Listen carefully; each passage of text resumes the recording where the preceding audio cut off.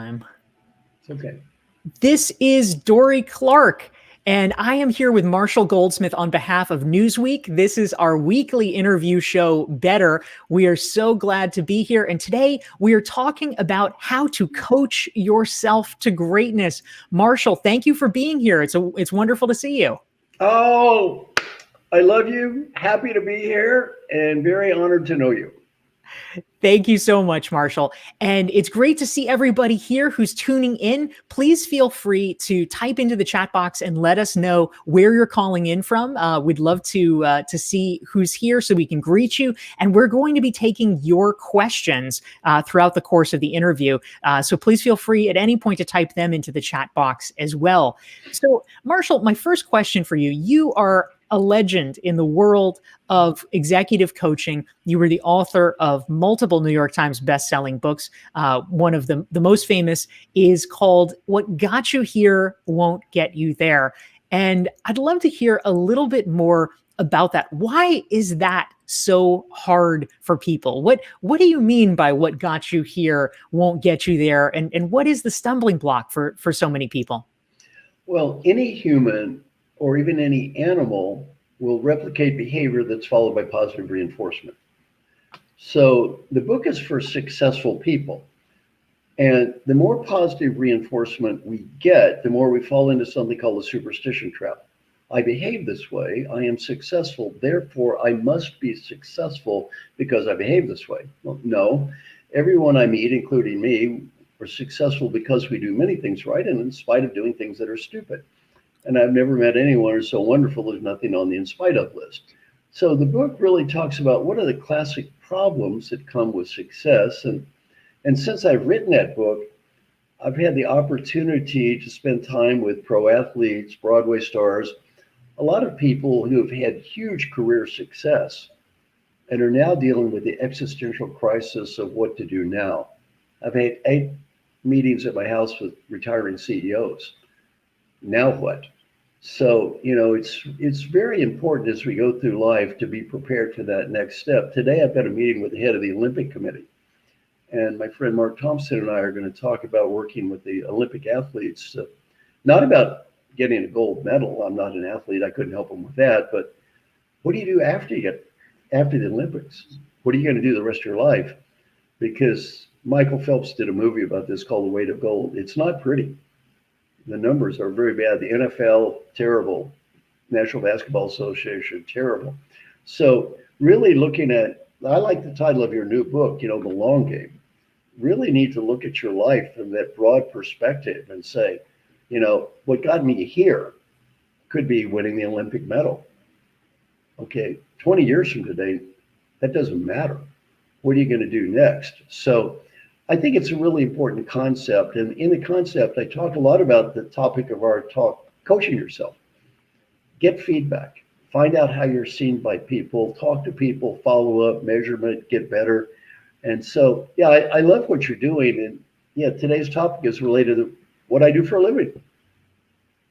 That's fantastic, Marshall. Thank you. And I just want to greet some of the great folks who are here. I think there was a temporary LinkedIn connectivity issue. So if you're just seeing this and you're tuning in on LinkedIn, please feel free to type into the chat box where you are calling in from. We want to see and be able to say hi to the great folks who are here. Todd is here from New York, Jan from Iowa, Diane from Cleveland, Stacy from St. Petersburg, Sumit from Toronto, Dennis from the UK, Jenny from New York, Lindsay is here from Connecticut. We've got Jeannie and Diana and Milena. We're so happy to have all of you here. Please feel free to type into the chat box your questions for Marshall. We want to hear them.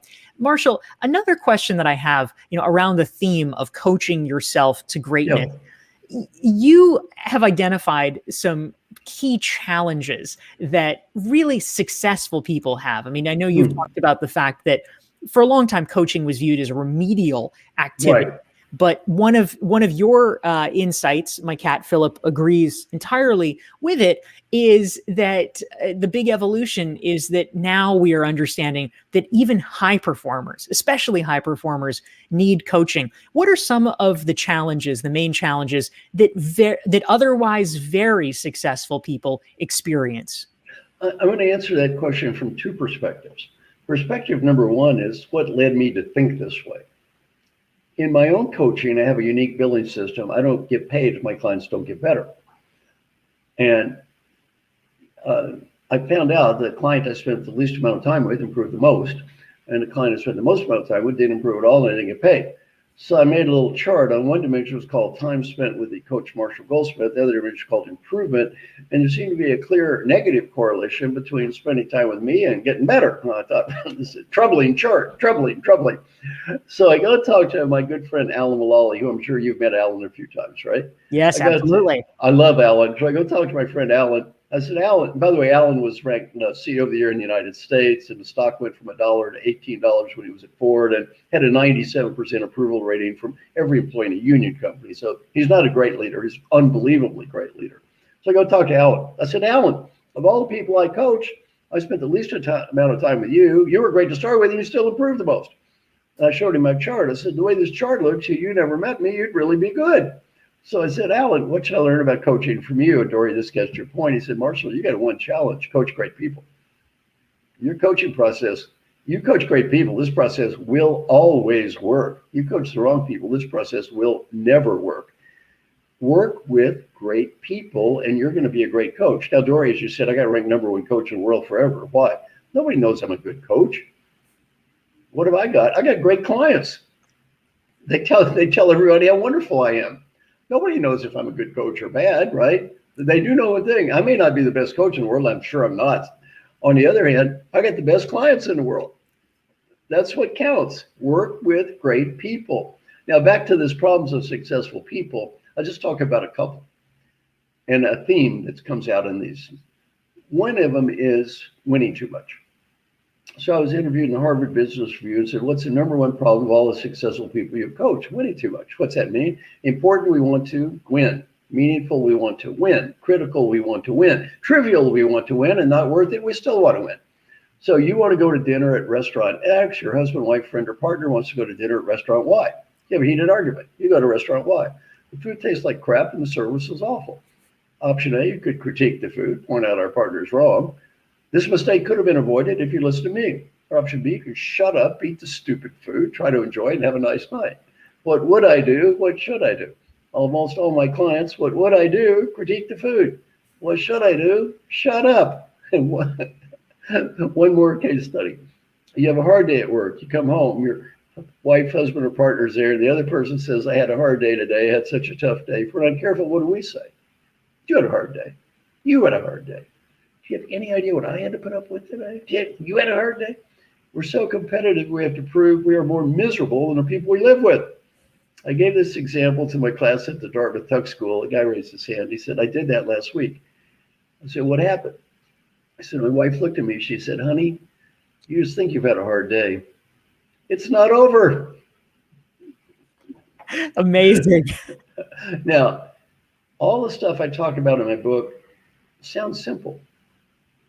It's hard. Why? How many times, Dorie, in your life have you had to prove how smart you are? How many thousands? Over and over and over and over. We take tests over and over. We prove we're smart over and over and over. We prove we're right. We prove we're worthwhile over and over. It's hard to stop.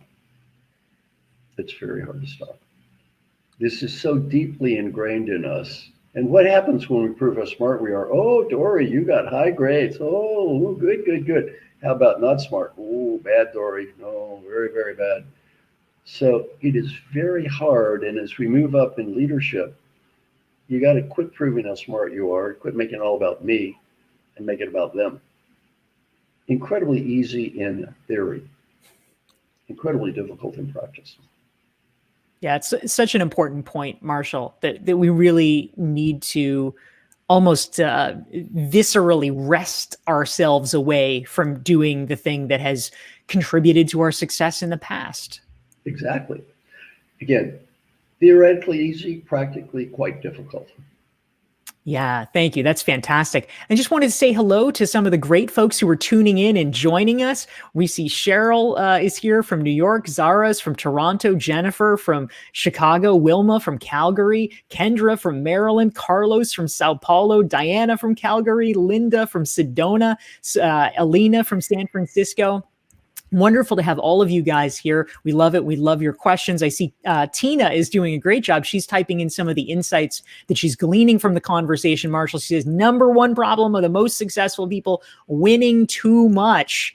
So we got that exactly right. Jasmine's here from Mexico. So if you have a question for Marshall, please type it into the chat box. We want to make sure to get yours. And Marshall, I know that a lot of folks who are on this call right now and are tuning in because we're also live streaming, not just to Newsweek, but we're also this week live streaming to the Facebook and Twitter channels of WBEX, the World Business and Executive Coach Summit. So a lot of coaches are tuning in.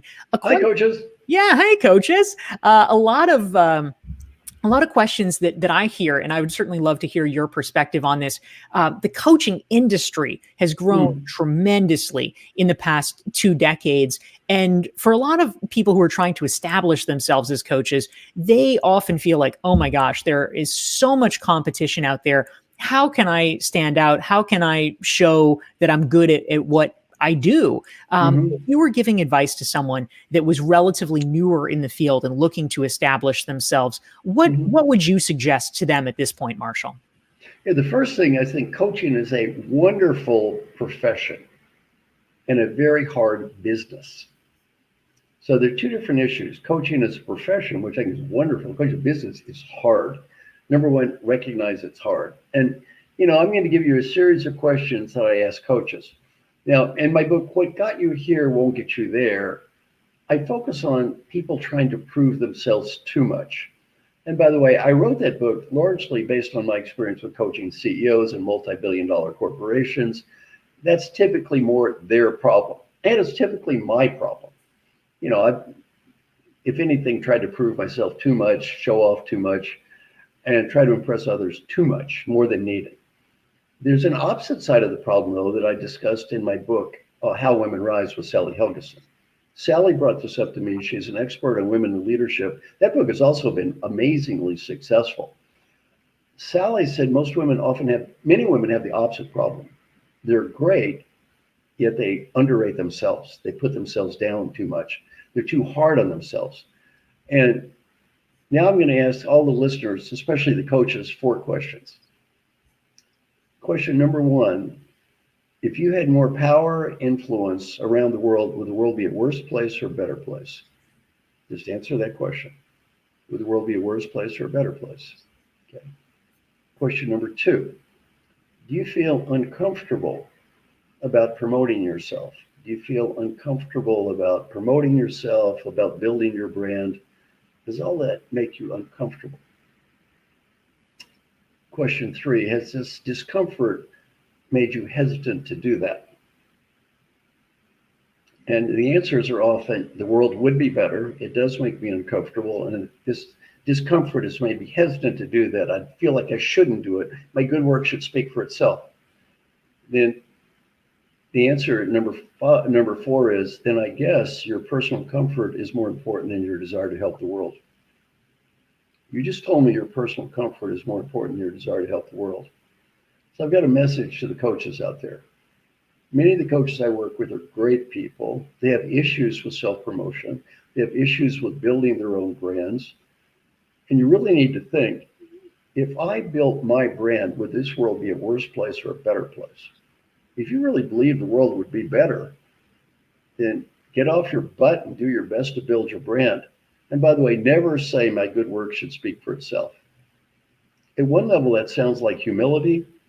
At another level, it's a form of moral arrogance. What you're saying is, I'm above that. I don't have to sell myself. I don't have to promote myself. I'm better than that. Let me help you. No, you're not. No, you're not. You're not better than that. And when you think you're better than that, you've got a big problem. So those are just a couple of reflections for coaches. And again, a little bit different than typically the feedback I would give CEOs. Most of the CEOs I coach, they don't need to go to a assertive training program. So true, Marshall. That's really helpful. Our chat box here is lighting up. People are saying that Diana just says, "Wow!" So you're rocking everybody's world. This is great. We have Quentin Q who says, "Love the What Got You Here book. I use it all the time with my leaders." Thank you. Excellent. That's what we love to hear. This is great. An excellent question came in, Marshall, from Michael. He wants to know, how should someone without a coach determine what they should work on? So, okay, very what good. do you think?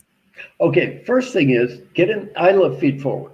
Just ask people, I want to be a better husband, wife, friend, colleague, partner, whatever the hell it is, the boss, coworker. Pick one thing to improve and just do follow up on that. But don't ask for feedback, ask for feed forward.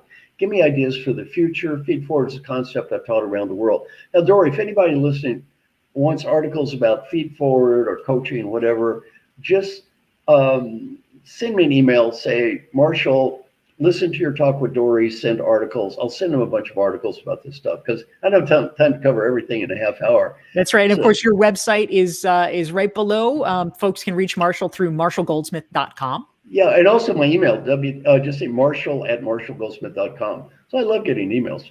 So send me an email. I'll just send you back some stuff that maybe is useful to you. Now, Dorie, that was a wonderful question. What was it again? I forgot. Yes, absolutely. I'll put it back up on the screen here. It was a question from. Oh yeah. No, I got Michael. a second technique from Michael. So after you figure out what you want to work on, then what I love is the daily question process. Make a list of the things that are most important in your life: friends, family, coworkers, whatever. And then every question as a box. Put it on a spreadsheet. 7 boxes across, one for every day of the week: Monday, Tuesday, Wednesday, Thursday, Friday, Saturday, and Sunday. And then you say, at the end of the week, you get a report card, which, by the way, will not be as beautiful as a corporate values plaque you see stuck up on the wall. Every day, evaluate yourself. Now, as you know, Dorie, I've had somebody call me on the phone for over 20 years to make sure I do this every day. Why? My name is Marshall Goldsmith. I'm too cowardly and undisciplined to do any of this stuff by myself. Although I love teaching it, it's very difficult for me to implement because of my cowardly and undisciplined ways. I need help. And you know what? It's okay. So the other suggestion is it's great to coach yourself and get a colleague to help you. We all need help. I need help. How about you, Dorie? You need help on occasion? Absolutely. You know what? To put it in the words of the Rolling Stones, because we all need someone we can lean on. So we all need a little help. It's okay. It's okay. Absolutely. That's great, Marshall. Thank you for that.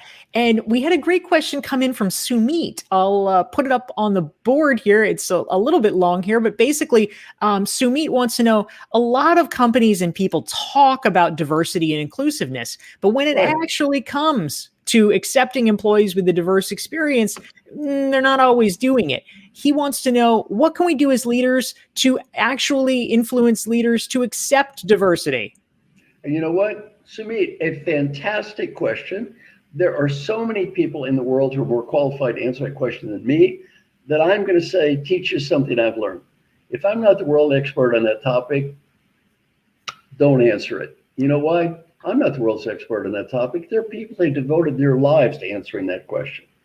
And you know what? They can answer that question better than I can. Good learning point for a coach. If you're not, Alan Mulally taught me that. He was at Ford.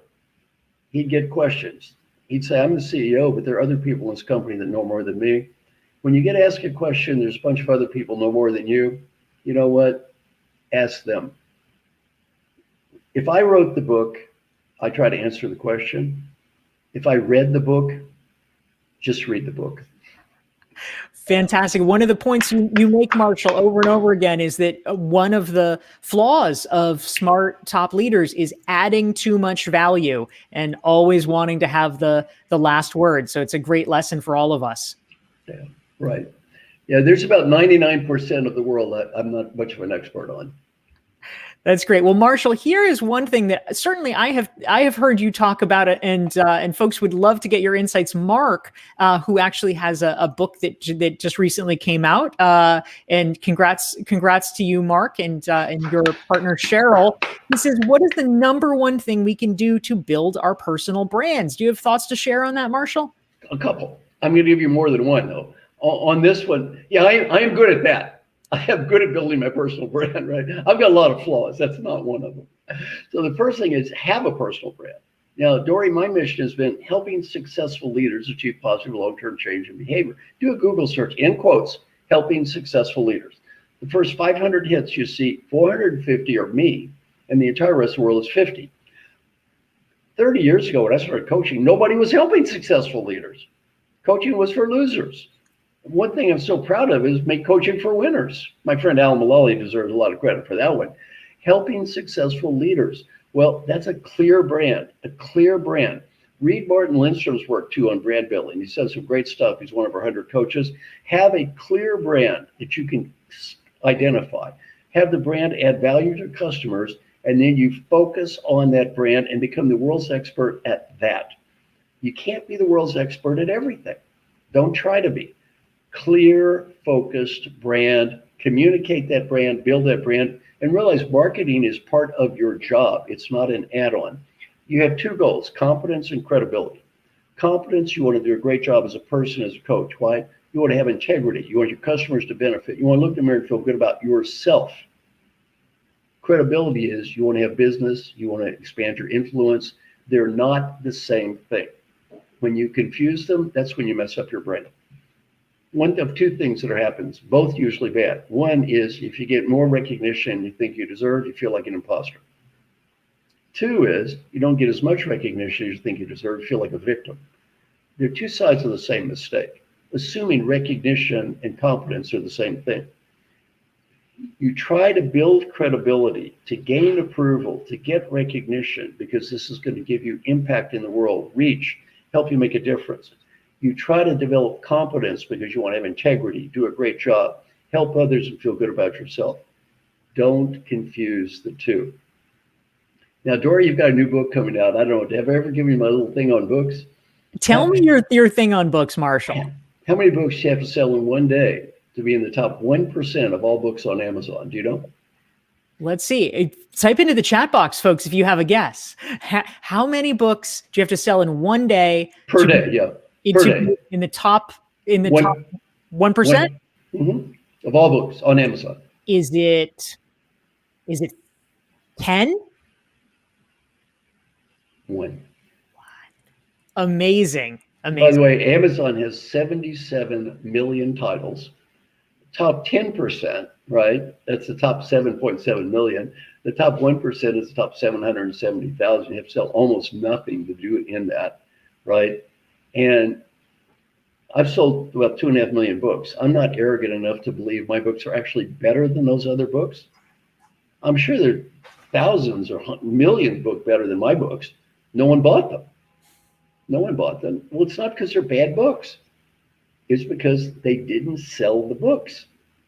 And by the way, you can write the best book in the world. If nobody reads it, you're just writing it by yourself. So really don't confuse selling books, which is an important thing, with content, which is also important but different. And Dorie, when my book, What Got You Here Won't Get You There came out, there was another book that sold exactly the same number of copies with the same publisher that year. That book was named Dog the Bounty Hunter. Remember the dog? Dog and I sold the same number of books. Well, you know, Dog had a TV show. Dog the Bounty Hunter. He sold as many books as I did. Well, our publisher, we were peers. Me and the dog were peers. Well, you see, selling books is important. Content is important. They're not the same. There's something called the fallacy of fairness. When we confuse this, we mess up our brains. That's when we get angry, we feel bad, we feel like a victim, we feel like an imposter. Don't assume that. Two variables that are independent, usually slightly correlated variables. Yeah, it's a really important insight, Marshall. Thank you. And for those of you tuning in, if you are enjoying this conversation, every Thursday, noon Eastern, 9 Pacific, 6 p.m. Central European time, we have these conversations with great thinkers. If you want to never miss an episode, go to DorieClark.com. You can sign up for my mailing list, get a free self-assessment. Thank you, Marshall. So tune in every week and you can get the 411 there. And if you want to learn more about Marshall and his great work, you can go to marshallgoldsmith.com. So, Marshall, a great question came in. Folks are very interested in the points that you're raising about personal brand, and Zara wanted to know how it applies if you're an employee in a workplace. What are the best strategies for building your brand in your company? I'm now going to share something that the great Peter Drucker shared with me. Okay, Peter Drucker was the world's authority on management. I got ranked #1 leadership thinker in the world. My intellect compared to him is that of a 10-year-old. This guy was so smart. Here's the lesson. Never forget this lesson. Every decision in the world is made by the person who has the power to make the decision. Make peace with that. Not the best person, a fair person, a smart person, or the right person. Decisions are made based on one and only one variable, power. Whoever has the power to make the decision makes the decision. Peter Drucker said, our mission in life is to make a positive difference, not to prove we're smart, not to prove we're right. Dorie, if I need to influence you, and in order to make a positive difference in my career and life, you have the power to make the decision. There's one word to describe you, customer. One word to describe me, salesperson. Answer to that question, you learn how to sell. You're the product, they don't have to buy, you've got to sell. If you can sell in your company and do it, you do it. If you can't sell in that company, don't leave immediately, but take a deep breath and start looking for another job. As soon as you can, get out. So that's it. You've got to learn how to sell. You treat them like a customer. You sell to their needs, not to your needs. And just like the other talk about brand, accept that as part of your life. That advice from Peter Drucker changed my life. And I have given 100 CEOs that message, sometimes multiple times. I have to tell them, oh, by the way, the board of directors voted 10-0 and told you to do something. You told them they were all confused. They had a meeting after you left. They had me talk to you. They wanted to point out they don't work for you, you work for them. And you know what? They're not thrilled right now. And they've determined you're confused. Have you repeat this thing about, they make the decision, buddy, not you. Not you. They're the customer, not you. And we all report to somebody. Just make peace with that. And by the way, don't look for fairness and logic out there. Oh, yeah, don't look for fairness and logic out there. Dorie, have you ever had this thought yourself? I'm amazed that someone at that level, talking about powerful people, followed by a crazy, weird, acts like an idiot and such a fool. Have you ever had such thoughts in the past? Raise your right hand. Is that true? You've had these thoughts. Now, Dorie, an apparently intelligent woman, Dorie apparently very intelligent. I'm going to point out, even the apparently intelligent Dorie, this thought makes no sense. Dorie, before today, have you ever read a history book? Yes or no? I have. In the history of this world, and most people, those high levels of status and power, and mostly women or men over the years. Mostly they're men. Yeah, younger, a little bit older. Usually a bit older. Is there anything in the entire history of the world that would lead you to believe when you take old men and you give them huge amounts of money, status, and power, well, they start to become incredibly sane and rational? Dorie, did you read such a book? No, I didn't see that part mentioned. No, I didn't read that book. Well, decisions aren't made based on logic or sanity or rationality. Just make peace with that. Make peace with that. And again, you do good to do good. You try to get ahead to get ahead. Two different variables. Truly an important point, Marshall. And folks are loving this conversation. One friend on LinkedIn says, wow, I can't take notes fast enough. We have Minx who's joining from Oakland. She says, this is my first time here and I'm loving it. Thanks so much. So this is great. We love having you guys here every Thursday. We have great guests Thursday at 9 Pacific, 12 Eastern. Next week, we have Tiffany Bova, who is a fellow member of the Thinkers 50, talking about her work in growth and scaling. And Marshall, we have time for probably one more question, and a great one that came through that I think is appropriate. You are working right now on a new book called The Earned Life. And a question came in from Cheryl. She says, how can individuals find their purpose? Can you talk about this and how it might intersect with the idea of what it means to earn your life? Cheryl, don't overanalyze this. I want you to think of what might be fantastic for Cheryl. And don't feel like you're locked into it. She appeared to be young in the picture, at least young to me. Don't feel like you're locked into it and say, pick a path. Now, take, limited amount of time, but pick a path and start going down that path. Now, the path may vary and change. It's okay. My path has changed before, Dorie, your path has changed. It's all right. Yet you're going down a path. And the further you go down that path, either it's going to be go to the next path. In my new book, basically, we earn our new beginnings. When you end one path, you've earned the right to go into that next path. So when you make progress down that one path, you make the right to go to the next path. I mean, most of my life now is devoted to legacy projects. It's 100 coaches, it's helping people, giving away all my materials, all that stuff. Well, I can do that because the previous versions of me worked really hard to enable me to do that. Well, that wasn't necessarily my path, obviously, when I was younger, yet it is now. So I would say pick a path that feels good for you, start going down that path, and then be willing to change as you learn new and different things and start a new path. That's fantastic. Marshall Goldsmith, thank you so much for being here, sharing your wisdom. Thank you to everyone who tuned in. Marshall, are there any last words of wisdom, or where can people who want to find out more about you and your work, where would you recommend that they start? Well, okay, sign up. I hate the term follower, but I can't have more LinkedIn connections, but I can have more followers. So sign up and be a LinkedIn follower, number one. Number two, my website. Number three, my YouTube channel. The other thing is, if they have a specific something, send me an email. I'll send you about 5 or 6 articles based on today, at least give you some of the main stuff I've covered. And then, just kind of keep up. My mission is to help as many people as I can in the time I have left to do it. So if you can use any of my material, by the way, I give everything away. Copy, share, download, duplicate, put your name on it, change it. I don't care. And my mission is basically to help people have just a little better life. And I hope the people listening, maybe something I said, help you or the people around you have just a little bit better life. Thank you so much. Marshall, thank you so much for being here. Everyone, we'll see you next Thursday, and take care on behalf of myself and Marshall in Newsweek. Have a great week. Bye-bye.